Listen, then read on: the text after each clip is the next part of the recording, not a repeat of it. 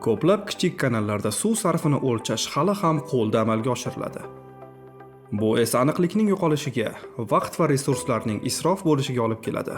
Smart Solution System kompaniyasi tomonidan ishlab chiqilgan Smart Channel qurilmasi kichik kanallardagi suv sarfini o'lchash uchun mo'ljallangan zamonaviy yechimdir. Bu qurilma kichik kanallardagi suv oqimini aniqlik bilan o'lchash uchun mo'ljallangan.